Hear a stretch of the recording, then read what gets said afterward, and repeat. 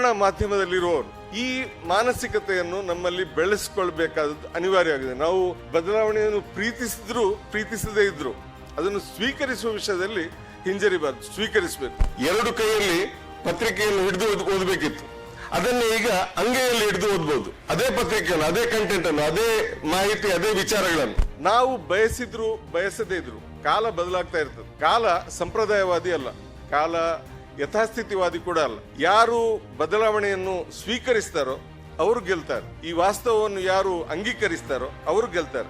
ಯಾವ ನೆಪಗಳನ್ನು ಬಳಸಿ, ಯಾವ ಕುತಂತ್ರಗಳನ್ನು ಬಳಸಿ ಜನರ ಗಮನವನ್ನು ಈ ಪ್ರಧಾನ ವಿಷಯಗಳಿಂದ ದೂರ ಸರಿಸಲಾಗ್ತದೆ, ಅವುಗಳಿಂದ ಮತ್ತೆ ಜನರ ಗಮನವನ್ನು ನಿಜವಾದ ಗುರಿಗಳ ಕಡೆಗೆ ಅವರ ಗಮನವನ್ನು ಮರಳಿಸಬೇಕಾದಂತ ಜವಾಬ್ದಾರಿ ಪತ್ರಕರ್ತನ ಮೇಲೆ ಇದೆ. ಹೆರ್ಮನ್ ಫ್ರೆಡ್ರಿಕ್ ಮೋಗ್ಲಿಂಗ್ ಅವರ ಜೀವನ ಸಾಧನೆ ಕನ್ನಡ ಭಾಷೆಗೆ ಒಂದು ಕಾಂಪ್ಲಿಮೆಂಟ್. ಯಾಕಂದ್ರೆ ಜರ್ಮನಿಯಿಂದ ಬಂದು ನಮ್ಮಲ್ಲಿ ಕರ್ನಾಟಕದಲ್ಲಿ ಇದ್ದೇ ಕನ್ನಡ ಮಾತನಾಡದವರಿದ್ದಾರೆ. ಮೋಗ್ಲಿಂಗ್ ಅವರು ಜರ್ಮನಿಯಿಂದ ಬಂದು ಕೇವಲ 7 ವರ್ಷಗಳ ಅವಧಿಯಲ್ಲಿ ಕನ್ನಡ ಕಲಿತದ್ದು ಮಾತ್ರ ಅಲ್ಲ, ಕನ್ನಡದ ತಜ್ಞರಾದರು ಅವರು. ಮತ್ತು ಕನ್ನಡ ಭಾಷೆಗೆ ಅದರ ಪ್ರಥಮ ಪತ್ರಿಕೆಯನ್ನು ನೀಡಿದರು. ಅದು ಮಾತ್ರ ಅಲ್ಲ, ಸಾಮಾನ್ಯವಾಗಿ ಪ್ರಸ್ತಾಪ ಆಗದೆ ಇರುವ ಒಂದು ವಿಷಯ ಏನಂತ ಹೇಳಿದ್ರೆ, ಕನ್ನಡ ಜಾನಪದ, ಕನ್ನಡ ದಾಸ ಸಾಹಿತ್ಯ ಇವುಗಳಿಗೆ ಸಂಬಂಧಿಸಿದ ಮಾಹಿತಿಗಳನ್ನು ಸಂಗ್ರಹಿಸಿದ್ರು. 3000 ಗಾದೆಗಳನ್ನು ಸಂಗ್ರಹಿಸಿ ಪ್ರಕಟಿಸಿದ್ರು. ಕನ್ನಡ ಸಾಹಿತ್ಯದ ಒಂದು ಗಣ್ಯ ಭಾಗವನ್ನು ಜರ್ಮನ್ ಭಾಷೆಗೆ ಅನುವಾದಿಸಿ 6 ಸಂಪುಟಗಳಲ್ಲಿ ಜರ್ಮನ್ ಭಾಷೆಯಲ್ಲಿ ಅಲ್ಲಿ ಜರ್ಮನಿಯಲ್ಲಿ ಪ್ರಕಟಿಸಿದ್ರು. ಸೊ ಇವತ್ತು ನಾವು ಅವರನ್ನು ಸ್ಮರಿಸುವುದು ಮಾತ್ರ ಅಲ್ಲ, ನನ್ನ ದೃಷ್ಟಿಯಲ್ಲಿ ಅವರು ಪ್ರಾತಸ್ಮರಣೀಯರಲ್ಲದಿದ್ದರೂ ನಿತ್ಯ ಸ್ಮರಣೀಯರು ಕನ್ನಡಿಗರ ಪಾಲಿಗೆ. ಅವರಿಗೆ ಗೌರವಪೂರ್ವಕವಾದಂತಹ ನಮನಗಳನ್ನು ಸಲ್ಲಿಸ್ತೇನೆ. ಮಂಗಳೂರು ಸಮಾಚಾರ ಅನ್ನೋದು ಹೆಚ್ಚು ಕಾಲ ಬಾಳಲಿಲ್ಲ, ಬಹಳ ಅಲ್ಪಾಯುಷಿಯಾಗಿತ್ತದು ಮಾತ್ರ. ಆದರೆ ಅದು ಬಹಳ ದಿಟ್ಟ ಪ್ರಯೋಗ ಆಗಿತ್ತು. ಈ ದಿಟ್ಟ ಪ್ರಯೋಗಗಳು ಹೇಗಂತ ಹೇಳಿದ್ರೆ, ರಿಸ್ಕ್ ತಗೊಳ್ಳಿಕ್ಕೆ ಹೆದರುವವರು ಅವರು ದಿಟ್ಟ ಪ್ರಯೋಗಗಳಿಗೆ ಹೋಗುವುದಿಲ್ಲ. ಆದರೆ ಯಾರಾದರೂ ಧೈರ್ಯ ಮಾಡಿ ಅಂತ ಒಂದು ಪ್ರಯೋಗ ಮಾಡಿದರೆ ಅದು ಬೇರೆ ಅನೇಕರಿಗೆ ಧೈರ್ಯ ಕೊಡ್ತದೆ. ಮಂಗಳೂರು ಸಮಾಚಾರ ಅದೇ ರೀತಿ ಮುಂದಿನ ದಿನಗಳಲ್ಲಿ ಅನೇಕ ದಿಟ್ಟ ಪ್ರಯೋಗಗಳ ಸರಣಿಗೆ ದಾರಿ ಮಾಡಿಕೊಟ್ಟಿತ್ತು ಮಂಗಳೂರು ಸಮಾಚಾರ ಅನ್ನೋದು. ಇವತ್ತು ನಮ್ಮ ರಾಜ್ಯದಲ್ಲಿ ದೈನಿಕ, ವಾರ, ಸಾಪ್ತಾಹಿಕ, ಪಾಕ್ಷಿಕ ಹೀಗೆ 100 ಸಾವಿರಾರು ಪ್ರಕಟಣೆಗಳು ಮುದ್ರಣ ಮಾಧ್ಯಮದಿಂದ ಬರ್ತಾ ಇವೆ. ಮತ್ತು ಇವತ್ತಿನ ವಿಷಯ ಡಿಜಿಟಲ್ ಯುಗ ಅಂತ. ಈ ಯುಗ ಅನ್ನುವ ಪದವನ್ನು ನನಗನ್ನಿಸ್ತದೆ ಸ್ವಲ್ಪ ಎಚ್ಚರಿಕೆಯಿಂದ ಬಳಸಬೇಕು. ಯುಗ ಅನ್ನೋದು ಬಹಳ ದೀರ್ಘಾವಧಿ. ಜರ್ನಲಿಸಂ ಅನ್ನೋ ಒಂದು ಯುಗ ಅಂತ ಕರೀಬಹುದು ಪ್ರಿಂಟ್ ಮೀಡಿಯಾವನ್ನು, ಯಾಕಂದ್ರೆ ಅದಕ್ಕೆ ತುಂಬಾ ದೀರ್ಘ ಇತಿಹಾಸ ಇದೆ. ಆದ್ರೆ ಡಿಜಿಟಲ್ನ ಬಗ್ಗೆ ನನಗೆ ಅಷ್ಟು ವಿಶ್ವಾಸ ಇಲ್ಲ, ಅದರ ಆಯುಷ್ಯ ಎಷ್ಟು ಅಂತ. ಯಾಕಂತ ಹೇಳಿದ್ರೆ ನೋಡಿ, ಮಾನವ ಸಮಾಜದ ಇತಿಹಾಸವೇ ಸ್ಥಿತ್ಯಂತರಗಳ ವ್ಯತ್ಯಾಸಗಳ ಇತಿಹಾಸ. ಸಂಧಿ ಕಾಲಗಳು ಬರ್ತಾ ಇರ್ತವೆ, ಆದ್ರೆ ಹಿಂದಿನ ಯುಗಗಳಲ್ಲಿ ಬಹಳ ನಿಧಾನವಾಗಿ ಬರ್ತಾ ಇತ್ತು. ಇತ್ತೀಚಿನ ಕಳೆದ ಕೈಗಾರಿಕಾ ಯುಗ ಆರಂಭ ಆದ ನಂತರ ಬದಲಾವಣೆ ಬಹಳ ಕ್ಷಿಪ್ರವಾಗಿ ನಡೀತಾ ಇದೆ. ಶುಕ್ರವಾರದಿಂದ ಶುಕ್ರವಾರಕ್ಕೆ ಅಥವಾ ಆದಿತ್ಯವಾರದಿಂದ ಆದಿತ್ಯವಾರಕ್ಕೆ 7 ದಿನಗಳ ಅಂತರ ಇತ್ತು ಹಿಂದೆ. ಇವತ್ತು ಹಾಗಿಲ್ಲ. ಇವತ್ತು ಬೆಳಿಗ್ಗೆ ಎದ್ದು ಇವತ್ತು ಆದಿತ್ಯವಾರ ಅಂತ ಹೇಳಿದ್ರೆ ನಿನ್ನೆ ಆದಿತ್ಯವಾರ ಇತ್ತಲ್ಲ ಅಂತ ಹೇಳ್ತಾ ಇದ್ರು. ಆ ರೀತಿ ಕ್ಷಿಪ್ರವಾಗಿ ಎಲ್ಲವೂ ಬದಲಾಗ್ತಾ ಇರುವಂತಹ ಕಾಲ ಇದು. ಮತ್ತು ಕಾಲ ಬದಲಾದ ಹಾಗೆ ಜ್ಞಾನ ವೃದ್ಧಿ ಆಗ್ತದೆ, ಹೊಸ ತಂತ್ರಜ್ಞಾನಗಳು ಹುಟ್ಟುತ್ತವೆ, ಹೊಸ ಸಾಧನಗಳ ಮತ್ತು ಹೊಸ ವಿಧಾನಗಳ ಆವಿಷ್ಕಾರ ನಡೀತದೆ. ಇದು ಬಹಳ ಸ್ವಾಭಾವಿಕ ಮತ್ತು ಇದು ಅನಿವಾರ್ಯ ಕೂಡ. ಸಾಮಾನ್ಯವಾಗಿ ಎಲ್ಲ ಸಮಾಜಗಳಲ್ಲೂ ಏನಾದರೂ ಹೊಸತು ಬಂದಾಗ ಅದರ ವಿರುದ್ಧ ಪ್ರತಿರೋಧ ಇರ್ತದೆ. ಹೊಸತನ್ನು ನೋಡಿ ಹೆಚ್ಚಿನವರು ಹೆದರ್ತಾರೆ. ಹೆಚ್ಚಿನವರಲ್ಲಿ ಅಭದ್ರತೆಯ ಭಾವ ಬರ್ತದೆ. ಆದರೆ ಯಾರು ಹೊಸತನ್ನು ಸ್ವೀಕರಿಸ್ತಾರೋ, ಹೊಸತನ್ನು ಯಾರು ಆವಿಷ್ಕರಿಸ್ತಾರೋ ಅವರು ನಿಜವಾಗಿ ಜಗತ್ತನ್ನು ಆಳುವುದು. ಇವತ್ತು ಜಗತ್ತನ್ನು ಯಾರು ಆಳ್ತಾ ಇದ್ದಾರಂತ ನೋಡಿ, ಅವರೆಲ್ಲ ಅತ್ಯಧಿಕ ಪ್ರಮಾಣದಲ್ಲಿ ತಂತ್ರಜ್ಞಾನವನ್ನು, ಹೊಸ ಸಾಧನಗಳನ್ನು, ಹೊಸ ಉಪಕರಣಗಳನ್ನು ಆವಿಷ್ಕರಿಸಿ ಕೊಡುಗೆಯಾಗಿ ಜಗತ್ತಿಗೆ ಕೊಟ್ಟವರು. ಮತ್ತು ನಾವು ಕೂಡ ವಿಶೇಷವಾಗಿ ಮುದ್ರಣ ಮಾಧ್ಯಮದಲ್ಲಿರುವವರು ಈ ಮಾನಸಿಕತೆಯನ್ನು ನಮ್ಮಲ್ಲಿ ಬೆಳೆಸ್ಕೊಳ್ಬೇಕಾದದ್ದು ಅನಿವಾರ್ಯವಾಗಿದೆ. ನಾವು ಬದಲಾವಣೆಯನ್ನು ಪ್ರೀತಿಸದೇ ಇದ್ರು ಅದನ್ನು ಸ್ವೀಕರಿಸುವ ವಿಷಯದಲ್ಲಿ ಹಿಂಜರಿಬಾರ್ದು, ಸ್ವೀಕರಿಸಬೇಕು. ಮತ್ತು ನನ್ನ ಅನಿಸಿಕೆ ಏನಂತ ಹೇಳಿದ್ರೆ, ಈ ಡಿಜಿಟಲ್ ಯುಗ ಅನ್ನೋದು ಮುದ್ರಣ ಮಾಧ್ಯಮಕ್ಕೆ ಶತ್ರುವಾಗಿ ಬಂದದ್ದಲ್ಲ.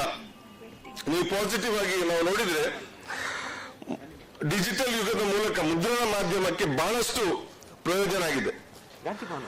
ನಮ್ಮ ನಿರೂಪಣೆಯ ವಿಧಾನಗಳು, ನಮ್ಮ ಮಾರುಕಟ್ಟೆಗೆ ನಾವು ತಲುಪುವ ವಿಧಾನ, ಇದರಲ್ಲೆಲ್ಲ ಕ್ರಾಂತಿಕಾರಿ ಬದಲಾವಣೆ ಡಿಜಿಟಲ್ ಯುಗದಿಂದ ಆಗಿದೆ. ಹೊಸ ತಂತ್ರಜ್ಞಾನದಿಂದಾಗಿ ನಾವು ನಿಜವಾಗಿ ಡಿಜಿಟಲ್ ಯುಗದ ಬಲಿಪಶುಗಳಲ್ಲ, ಮುದ್ರಣ ಮಾಧ್ಯಮದವರು ಡಿಜಿಟಲ್ ಯುಗದ ಫಲಾನುಭವಿಗಳು. ಜಸ್ಟ್ ನೀವು ಊಹಿಸಿ ನೋಡಿ, ಎರಡು ಕೈಯಲ್ಲಿ ಹಿಡಿಬೇಕಿತ್ತು ಒಂದು ಪತ್ರಿಕೆಯನ್ನು, ಎರಡು ಕೈಯಲ್ಲಿ ಪತ್ರಿಕೆಯನ್ನು ಹಿಡಿದು ಓದಬೇಕಿತ್ತು. ಅದನ್ನೇ ಈಗ ಅಂಗೈಯಲ್ಲಿ ಹಿಡಿದು ಓದಬಹುದು. ಅದೇ ಪತ್ರಿಕೆಯನ್ನು, ಅದೇ ಕಂಟೆಂಟ್ ಅನ್ನು, ಅದೇ ಮಾಹಿತಿ, ಅದೇ ವಿಚಾರಗಳನ್ನು. 100% ಶುದ್ಧ ಶ್ರೀಗಂಧ ಎಣ್ಣೆಯಿಂದ ತಯಾರಾಗಿದೆ. ಅಸಲಿ ಉತ್ತಮಿಕೆಯನ್ನು ಹೊಂದಿದೆ. ಮೈಸೂರ್ ಸ್ಯಾಂಡಲ್ ಸೋಪ್, ನನ್ನ ರಾಯಲ್ ಬ್ಯೂಟಿ ರಿಚುವಲ್.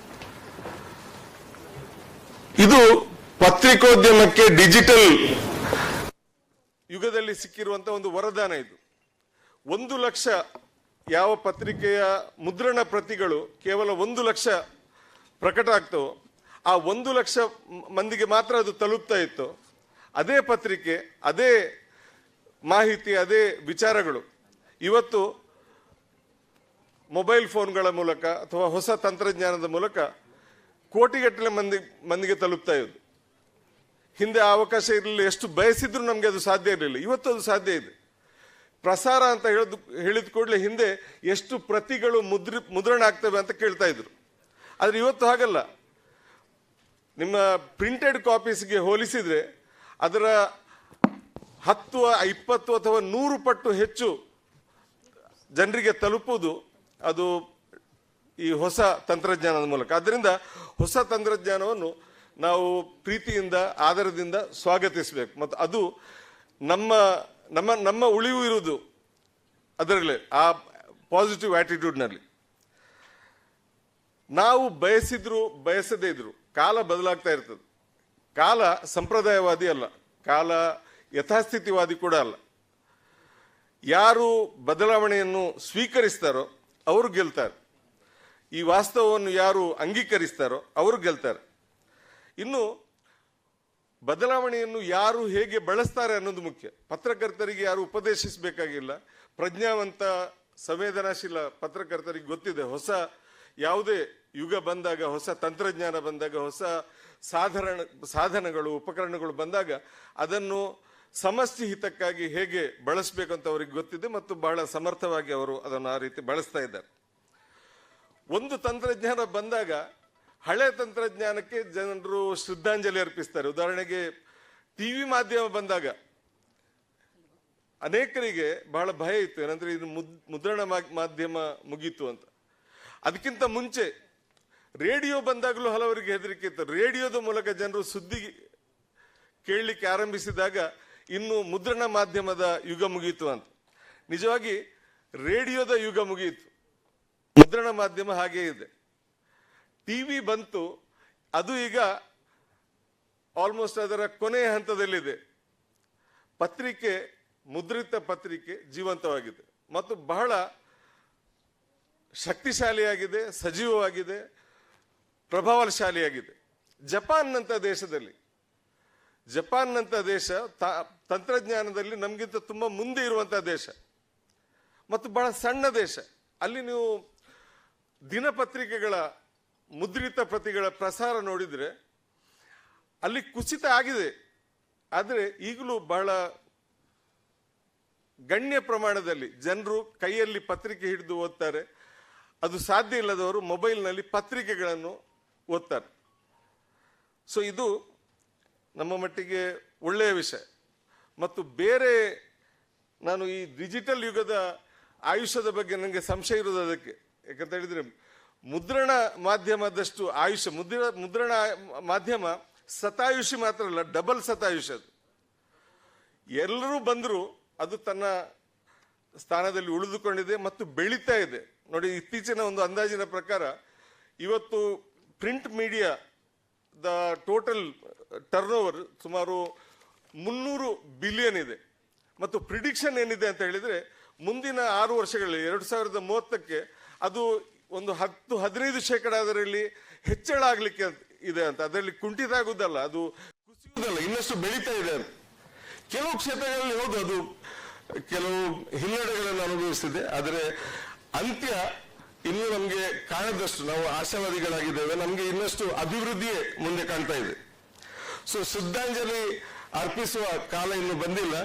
ಅದೇ ವೇಳೆ ಶ್ರದ್ಧಾಂಜಲಿಗೆ ಅರ್ಹವಾದ ಬೇರೆ ಅನೇಕ ರಂಗಗಳಿವೆ. ಅವರಿಗೆ ನಾನು ಶ್ರದ್ಧಾಂಜಲಿಯನ್ನು ಅರ್ಪಿಸ್ತೇನೆ.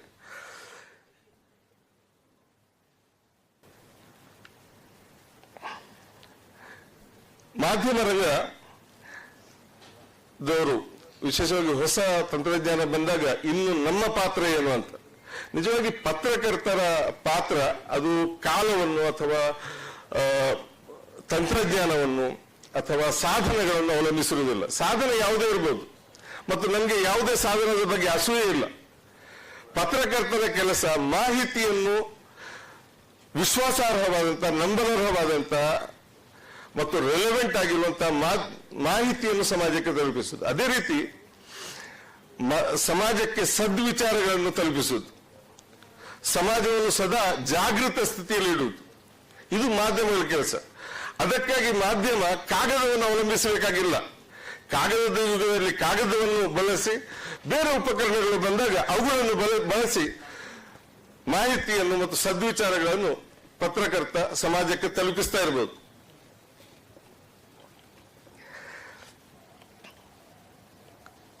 ಸಾಧನಗಳು ಬದಲಾದರೂ ಪತ್ರಕರ್ತರ ಪಾಲಿಗೆ ಅವನ ಮೌಲ್ಯಗಳು ಮುಖ್ಯ, ಅವನ ಬದ್ಧತೆಗಳು ಮುಖ್ಯ. ಮತ್ತು ಅದು ಬದಲಾಗುವುದಿಲ್ಲ ಯಾವ ಯುಗದಲ್ಲೂ, ಯಾವ ತಂತ್ರಜ್ಞಾನದ ಮುಂದೆ ಕೂಡ. ಸಮಾಜವನ್ನು ಸೂಕ್ಷ್ಮವಾಗಿ ವಿಮರ್ಶಾತ್ಮಕವಾಗಿ ನೋಡಿ, ಕುಂದುಕೊರತೆಗಳನ್ನು ಗಮನಿಸಿ ಅದನ್ನು ಸಮಾಜದ ಗಮನಕ್ಕೆ ತರುವಂತಹ ಕೆಲಸವನ್ನು ಒಬ್ಬ ಪತ್ರಕರ್ತ ಅವನು ಮುದ್ರಣ ಯುಗದಲ್ಲಿ ಮಾಡ್ತಾನೆ, ಅದನ್ನು ಡಿಜಿಟಲ್ ಯುಗದಲ್ಲಿ ಮಾಡ್ತಾನೆ, ಮತ್ತೆ ಮುಂದೆ ಬರಲಿರುವ AI ಯುಗದಲ್ಲೂ ಅವನು ಅದನ್ನು ಮಾಡ್ತಾನೆ. ಅವನಿಗೆ ಉಪಕರಣ ಮುಖ್ಯ ಅಲ್ಲ, ಕಾಲ ಮುಖ್ಯ ಅಲ್ಲ, ಸನ್ನಿವೇಶ ಮುಖ್ಯ ಮತ್ತು ಅವನ ಕರ್ತವ್ಯಗಳು ಮುಖ್ಯ. ಇವತ್ತು ಯಾರು ಪತ್ರಿಕಾ ರಂಗದಲ್ಲಿ ಜೀವಂತ ಇದ್ದಾರೋ, ಪತ್ರಿಕೋದ್ಯಮವನ್ನು ಯಾರು ಉದ್ಯಮ ಅಂತ ಪರಿಗಣಿಸದೆ ಧರ್ಮ ಅಂತ ಪರಿಗಣಿಸಿ, ತತ್ವ ಅಂತ ಪರಿಗಣಿಸಿ ಆ ವಿಷಯದಲ್ಲಿ ಕೆಲವು ಬದ್ಧತೆಗಳನ್ನು ಇಟ್ಟುಕೊಂಡಿದ್ದಾರೋ ಅವರು ಗಮನಿಸುವ ಹಾಗೆ ನಮ್ಮ ಸಮಾಜದಲ್ಲಿ ಇಡೀ ಸಂಪೂರ್ಣ ಸಮಾಜದ ಗಮನ ಬಯಸುವಂತ ಕೆಲವು ವಿಷಯಗಳಿವೆ. ಮತ್ತು ದುರದೃಷ್ಟವಶಾತ್ ಸಮಾಜದ ಗಮನ ಆ ವಿಷಯಗಳ ಕಡೆಗೆ ಇಲ್ಲ. ಬಹಳ ಉದ್ದೇಶಪೂರ್ವಕವಾಗಿ, ಬಹಳ ಯೋಜಿತವಾಗಿ ಜನರ ಗಮನವನ್ನು ಅವರ ಸಮಸ್ಯೆಗಳಿಂದ ದೂರ ಸರಿಸುವಂತ ಪ್ರಯತ್ನಗಳು ನಡೆದಿವೆ, ಬಹಳ ಯಶಸ್ವಿಯಾಗಿ ನಡೆದಿದೆ. ಅದು ಹಸಿದವನಿಗೆ ಹಸಿವಿಗಿಂತ ಹೆಚ್ಚು ಬೇರೆ ಏನು ವಿಷಯಗಳಲ್ಲಿ ಆಸಕ್ತಿ ಇರ್ತದೆ. ಅದನ್ನು ಆ ಮಾನಸಿಕತೆಯನ್ನು ಸಮಾಜದ ಮೇಲೆ ಹೇರಲಾಗಿದೆ. ಈ ಒಲವನ್ನು, ಈ ಬೆಳವಣಿಗೆಯನ್ನು ಸೋಲಿಸಬೇಕಾದದ್ದು ಪತ್ರಕರ್ತನ ಕರ್ತವ್ಯ. ಮತ್ತು ಆ ಸಾಮರ್ಥ್ಯ ಇವತ್ತು ಕೂಡ ಪತ್ರಕರ್ತರಲ್ಲಿದೆ. ವಿಶೇಷವಾಗಿ ನಮ್ಮ ಸಮಾಜದಲ್ಲಿ, ನಮ್ಮ ಸಮಾಜವನ್ನು ಕಟ್ಟಿದವರು ಕನಸು ಕಂಡಂತಹ ಸಾಮಾಜಿಕ ಸಮಾನತೆ, ಆರ್ಥಿಕ ನ್ಯಾಯ, ಇದು ನಾವು ದಿನನಿತ್ಯ ಅದರಿಂದ ದೂರ ಆಗ್ತಾ ಇದ್ದೇವೆ. ನಮ್ಮ ಸಮಾಜವನ್ನು ಬಹಳ ಯೋಜಿತವಾಗಿ ಈ ಗುರಿಗಳಿಂದ ದೂರ ಸಾಗಿಸುವಂತ ಪ್ರಯತ್ನಗಳು ನಡೀತಾ ಇವೆ. ಮತ್ತು ಪತ್ರಕರ್ತನಿಗೆ ಇಲ್ಲಿ ಒಂದು ದೊಡ್ಡ ಪಾತ್ರ ಇದೆ. ಯಾವ ನೆಪಗಳನ್ನು ಬಳಸಿ, ಯಾವ ಕುತಂತ್ರಗಳನ್ನು ಬಳಸಿ ಜನರ ಗಮನವನ್ನು ಈ ಪ್ರಧಾನ ವಿಷಯಗಳಿಂದ ದೂರ ಸರಿಸಲಾಗ್ತದೆಯೋ ಅವುಗಳಿಂದ ಮತ್ತೆ ಜನರ ಗಮನವನ್ನು ಅವರ ನಿಜವಾದ ಸಮಸ್ಯೆಗಳು, ಅವರ ನಿಜವಾದ ಗುರಿಗಳ ಕಡೆಗೆ ಅವರ ಗಮನವನ್ನು ಮರಳಿಸಬೇಕಾದಂಥ ಜವಾಬ್ದಾರಿ ಪತ್ರಕರ್ತನ ಮೇಲೆ ಇದೆ. ನಮಗೆ ಸಮಾನತೆ ಇರುವ ಸಮಾಜ ಬೇಕು. ನಮಗೆ ಎಲ್ಲರಿಗೂ ನ್ಯಾಯ ಸಿಗುವಂಥ ಸಮಾಜ ಬೇಕು. ಅನ್ಯಾಯ ಮಾಡುವವರಿಗೆ ಶಿಕ್ಷೆ ಆಗಬೇಕು. ಅನ್ಯಾಯಕ್ಕೆ ಒಳಗಾದವನಿಗೆ ಪರಿಹಾರ ಸಿಗಬೇಕು. ಬಹಳ ನಮ್ಮ ತುರ್ತು ಗಮನವನ್ನು ಬಯಸುವಂಥ ಕೆಲವು ವಿಷಯಗಳು. ಉದಾಹರಣೆಗೆ, ಭಾರತದಲ್ಲಿ 50% ಜನಸಂಖ್ಯೆಯ ಮಾಸಿಕ ಆದಾಯ 6,000 ರೂಪಾಯಿ. ಈ 6,000 ರೂಪಾಯಿಯನ್ನು ನೀವು ಯಾರಿಗಾದ್ರೂ ಕೊಟ್ಟು ನೀವು ಎಷ್ಟು ದಿನ ಬದುಕಲಿಕ್ಕೆ ಆಗ್ತದೆ ಅಂತ ನೋಡಿ, ನಮ್ಮ ಪರಿಚಯದವರಿಗೆ. ಆದರೂ ಅವರು ಬದುಕ್ತಾರೆ 6,000 ಮಾಸಿಕ ಆದಾಯದೊಂದಿಗೆ. ಮತ್ತು ಅವರಿಗೆ ನಾವು ಬಹಳ ಡೀಸೆಂಟ್ ಆದ ಹೆಸರು ಕೊಟ್ಟಿದ್ದೇವೆ, ಲೋವರ್ ಮಿಡ್ಲ್ ಕ್ಲಾಸ್ ಅಂತ. ನಿಜವಾಗಿ ಅವರನ್ನು ಹಂಗ್ರಿ ಕ್ಲಾಸ್ ಅಂತ, ಡಿಪ್ರೈವ್ಡ್ ಕ್ಲಾಸ್ ಅಂತಲೇ ಕರೀಬೇಕು. ಅದು ಅವರ ನಿಜವಾದ ಸ್ಥಿತಿ. ಮಾತ್ರ ಅಲ್ಲ, ಭಾರತದಲ್ಲಿ 80 ಕೋಟಿ ಮಂದಿ, ನಾನು ಇದಕ್ಕೆ ಯಾಕೆ ಇದನ್ನು ಪ್ರಸ್ತಾಪಿಸ್ತಾ ಇದ್ದೇನೆ ಅಂತ ಹೇಳಿದರೆ, ಇದು ನಮ್ಮ ಯಾವುದೇ ಸೆಮಿನಾರ್ನ ವಿಷಯ ಅಲ್ಲ, ಯಾವುದೇ ಚರ್ಚಾಗೋಷ್ಠಿಯ ವಿಷಯ ಅಲ್ಲ. ಯಾಕೆ ಅಲ್ಲ ಅಂತ, 80 ಕೋಟಿ ಮಂದಿ ಸರ್ಕಾರ ಕೊಡುವ 5 kg ರೇಷನ್ ಅನ್ನು ಅವಲಂಬಿಸುವಂತಹ ಸ್ಥಿತಿ, ಅದು ನಿಜವಾಗಿ ಬಹಳ ಚಿಂತಾಜನಕವಾದಂಥ ಆಘಾತಕಾರಿಯಾದಂಥ ಸ್ಥಿತಿ. ಅದು ನಿತ್ಯ ನಮ್ಮ ಸಮಾಜದಲ್ಲಿ ಚರ್ಚೆಯಲ್ಲಿ ಇರಬೇಕಿತ್ತು. ಆ ಸಮಸ್ಯೆ ಬಗೆಹರಿಯುವ ತನಕವೂ ಚರ್ಚೆಗೆ ಅರ್ಹವಾಗಿರುವಂಥ ವಿಷಯ ಅದು. ಮತ್ತು ಇದಕ್ಕೆ ಕಾರಣ ನೋಡಿ, ಸೊಮಾಲಿಯಾದಲ್ಲಿ ಅಥವಾ ಇಥಿಯೋಪಿಯಾದಲ್ಲಿ ಇರುವ ಬಡತನದ ಹಾಗೆ ಅಲ್ಲ ಭಾರತದ ಬಡತನ. ಭಾರತದಲ್ಲಿ ಸಂಪತ್ತು, ಸಂಪನ್ಮೂಲಗಳು ಬೇಕಾದಷ್ಟಿದೆ. ಆದರೂ ಇಲ್ಲಿ ಸಂಪತ್ತಿನ ವಿತರಣೆಯ ವ್ಯವಸ್ಥೆ ಅದು ವಿಫಲವಾಗಿರುವುದರಿಂದ, ಸಂಪತ್ತನ್ನು ನಿಯಂತ್ರಿಸುವವರು ಸಂಪತ್ತಿನ ನಿಯಂತ್ರಣ ತಪ್ಪು ಕೈಗಳಲ್ಲಿರುವುದರಿಂದ ಹೀಗಾಗ್ತಾ ಇದೆ. ಮತ್ತು ಈ ಕಾರಣಗಳು ಕೂಡ ಸಮಾಜದಲ್ಲಿ ಚರ್ಚೆಗೆ ತರಬೇಕು. ಮತ್ತು ಯಾರು ಈ ವಿಷಯಗಳನ್ನು ಸಮಾಜದ ಗಮನಕ್ಕೆ ತಂದು ಇದರ ಬಗ್ಗೆ ಚರ್ಚೆ, ಸಂವಾದಗಳನ್ನು ಪ್ರೇರೇಪಿಸ್ತಾ ಇರ್ತಾರೆ ಸಮಾಜದಲ್ಲಿ, ಅವರು ನಿಜವಾಗಿ ಡಿಜಿಟಲ್ ಯುಗ ಅಥವಾ AI ಯುಗದ ನಿಜವಾದ ಪತ್ರಕರ್ತರು. ಯಾವುದಾದ್ರೂ ಬ್ಯಾಂಕ್ನ ಹೊರಗೆ ಇಟ್ಟಿದ್ದಂಥ ಹಳೆ ಸೈಕಲನ್ನು ಕದ್ದು ಸಿಕ್ಕಿಬಿದ್ರೆ ಅವನು ಜೈಲಿಗೆ ಹೋಗಬೇಕಾಗ್ತದೆ. ಆದರೆ ಅದೇ ಬ್ಯಾಂಕುಗಳಿಂದ, ಭಾರತದ ಅದೇ ಬ್ಯಾಂಕುಗಳಿಂದ 6 ಲಕ್ಷ ಕೋಟಿಯನ್ನು ಅಧಿಕೃತವಾಗಿ ದೋಚಲಾಗಿದೆ. ಮತ್ತು ಆ ದೋಚಿದವರು ಖಾಸಗಿ ವಿಮಾನಗಳಲ್ಲಿ ತಿರುಗಾಡ್ತಾ ಇದ್ದಾರೆ ಬಹಳಷ್ಟು ಗೌರವದೊಂದಿಗೆ. ಅವರನ್ನು ಅಪರಾಧಿಗಳು ಅಂತಲೂ ಯಾರು ಕರೆಯುವುದಿಲ್ಲ, ಅವರನ್ನು ಯಾರು ವಿಚಾರಣೆಗೆ ಒಳಪಡಿಸಿಲ್ಲ. ಈ 6 ಲಕ್ಷ ಕೋಟಿ ಅನ್ನೋದು ಸಣ್ಣ ಅಮೌಂಟ್ ಅಲ್ಲ. ನಮ್ಮ ಕರ್ನಾಟಕದ ವಾರ್ಷಿಕ ಬಜೆಟ್ 4.25 ಕೋಟಿ, 4.25 ಲಕ್ಷ ಕೋಟಿ. ಅದಕ್ಕಿಂತಲೂ ದೊಡ್ಡ ಅಮೌಂಟ್ ಇದು. ನಮ್ಮ ಉದ್ಯಮಿಗಳು ಬಹಳ ಗೌರವಪೂರ್ವಕವಾಗಿ ಬ್ಯಾಂಕ್ಗಳಿಂದ ಸಾಲ ಪಡೆದು ವಂಚನೆ ಮಾಡಿ ವಿದೇಶಕ್ಕೆ ಹೋದದ್ದು. ಅವರು ದೋಚಿದ ಮೊತ್ತ 6 ಲಕ್ಷ ಕೋಟಿ. ಸೊ ಇದು ನೀವು ಯಾವಾಗ ಇದರ ಕುರಿತು ಲಾಸ್ಟ್ ಚರ್ಚೆ ಕೇಳಿತ್ತು? ಇದರ ಬಗ್ಗೆ ಲೇಖನ ಓದಿದ್ದು ಯಾವಾಗ? ಇದರ ಬಗ್ಗೆ ಟಿವಿಯಲ್ಲಿ ಡಿಬೇಟ್ ನೋಡಿದ್ದು ಯಾವಾಗ? ಇದು ನಮ್ಮ ಸಮಾಜದ ವೈಫಲ್ಯ. ಮತ್ತು ಈ ವೈಫಲ್ಯದಲ್ಲಿ ನಮ್ಮ ಪತ್ರಕರ್ತರ ಪಾತ್ರವೂ ಇದೆ. ಪತ್ರಕರ್ತರ ಅಭಿರುಚಿಗಳು ಅವು ಬೇರೆ ಯಾವುದೋ ವಿಷಯಗಳಿಗೆ ಸೀಮಿತವಾದಾಗ, ಇಂತಹ ವಿಷಯಗಳ ಕಡೆಗೆ ಅವರ ಗಮನ ಇಲ್ಲದಾಗ ಸಮಾಜದ ಗಮನ ಕೂಡ ಆ ವಿಷಯದಲ್ಲಿ ಇಲ್ಲವಾಗ್ತದೆ. ನಮ್ಮ ಕೇಂದ್ರ ಸರ್ಕಾರದ ಈ ವರ್ಷದ ಟೋಟಲ್ ಬಜೆಟ್ 54 ಲಕ್ಷ ಕೋಟಿ. ಅದೇ ವೇಳೆ ಮತ್ತು ಇಷ್ಟು ದಾರಿದ್ರ್ಯ, ಏನೆಲ್ಲ ಸಮಸ್ಯೆಗಳಿವೆ ಭಾರತದಲ್ಲಿ ಎಷ್ಟೋ ಮಂದಿಗೆ, ಜನಸಂಖ್ಯೆ ಒಂದು ದೊಡ್ಡ ಭಾಗಕ್ಕೆ ಪ್ರಾಥಮಿಕ ಶಿಕ್ಷಣ ಲಭ್ಯ ಇಲ್ಲ, ಪ್ರಾಥಮಿಕ ಆರೋಗ್ಯ ಸೌಲಭ್ಯ ಲಭ್ಯ ಇಲ್ಲ. ಅದಕ್ಕೆ ಕಾರಣ ಏನು? ಬಜೆಟ್ ಬಹಳ ಸೀಮಿತ ಆಗಿದೆ ಅಂತ. ನಿಜವಾಗಿ ಭಾರತದಲ್ಲಿ ಈ 54 ಲಕ್ಷ ಕೋಟಿಯ ವಾರ್ಷಿಕ ಸರ್ಕಾರಿ ಬಜೆಟ್ ಇರುವ ದೇಶದಲ್ಲಿ ಕಪ್ಪು ಹಣದ ಮೊತ್ತ 120 ಲಕ್ಷ ಕೋಟಿ. ಈ 120 ಲಕ್ಷ ಕೋಟಿ ಕಪ್ಪು ಹಣ ಇರುವ ದೇಶ, ಅದರ ಒಂದು ಭಾಗವನ್ನಾದರೂ ಮರಳಿ ಪಡೆದ್ರೆ ಅದನ್ನು ಸಮಾಜಕ್ಕೆ ತಂದ್ರೆ ಎಷ್ಟೋ ಮಂದಿಯ ಹಸಿವು ನಿವಾರಿಸಬಹುದು, ಎಷ್ಟೋ ಮಂದಿಗೆ ಶಿಕ್ಷಣ ಕೊಡ್ಬೋದು, ಎಷ್ಟೋ ಮಂದಿಯ ಆರೋಗ್ಯವನ್ನು ನಾವು ನೋಡಿಕೊಳ್ಬೋದು. ಸೊ ಪತ್ರಕರ್ತರು ಸೆಲೆಬ್ರಿಟಿಗಳಾಗುವ ಪ್ರಯತ್ನದಲ್ಲಿ ಇನ್ನೊಬ್ಬನ ಬಂಗಲೆಗಿಂತ ನನ್ನ ಬಂಗಲೆ ದೊಡ್ಡದಾಗಬೇಕು ಅನ್ನುವ ಹಂಬಲದಲ್ಲಿ ತನ್ನ ಪತ್ರಿಕೆಗೆ ಮಾಧ್ಯಮಕ್ಕೆ ಸಂಬಂಧಿಸಿದಂತ ತನ್ನ ಬದ್ಧತೆಗಳನ್ನು ಮರಿಬಾರದು, ಮಾರ್ಕೊಳ್ಬಾರದು. ಸಮಾಜಕ್ಕೆ ಇವತ್ತು ಸೆಲೆಬ್ರಿಟಿ ಪತ್ರಕರ್ತರ ಅವಶ್ಯಕತೆ ಇಲ್ಲ. ಸಮಾಜಕ್ಕೆ ಅಗತ್ಯ ಇರುವುದು ಆಕ್ಟಿವಿಸ್ಟ್ ಪತ್ರಕರ್ತರದ್ದು. ಸೊ ಇವತ್ತಿನ ಪತ್ರಿಕಾ ದಿನ ನಮ್ಗೆಲ್ಲರಿಗೂ ಅಂತಹ ಪತ್ರಕರ್ತರಾಗುವಂತಹ ಸ್ಫೂರ್ತಿ ಕೊಡ್ಲಿ ಅಂತ ನಾನು ಹಾರೈಸ್ತೇನೆ. ಇವತ್ತು ಸಮಾಜದ ಹಲವು ವಲಯಗಳಲ್ಲಿ ಒಂದು ನಿರಾಶೆ, ಹತಾಶೆಯ ವಾತಾವರಣ ಇದೆ. ಎಲ್ಲವೂ ಹಾಳಾಗಿ ಹೋಯ್ತು ಅಂತ.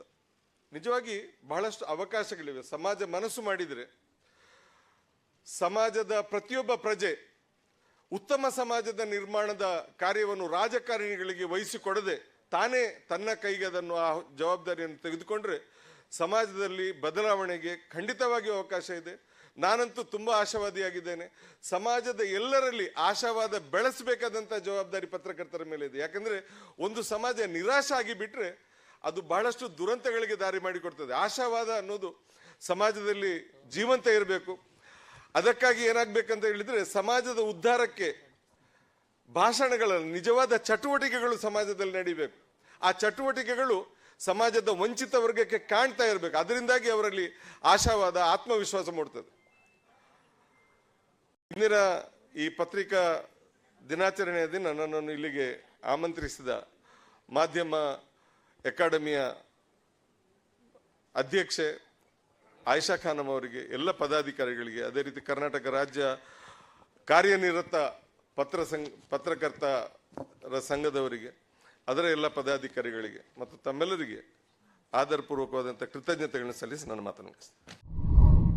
ಮತ್ತಷ್ಟು ವಿಶೇಷ ವಿಡಿಯೋಗಳನ್ನು ನೋಡಲು ಮತ್ತು ಹೊಸ ವಿಡಿಯೋಗಳ ಬಗ್ಗೆ ತಿಳಿಯಲು ಈ ದಿನ .com ಯೂಟ್ಯೂಬ್ ಚಾನೆಲ್ ಸಬ್ಸ್ಕ್ರೈಬ್ ಮಾಡಿ ಮತ್ತು ಬೆಲ್ ಐಕಾನ್ ಕ್ಲಿಕ್ ಮಾಡಿ.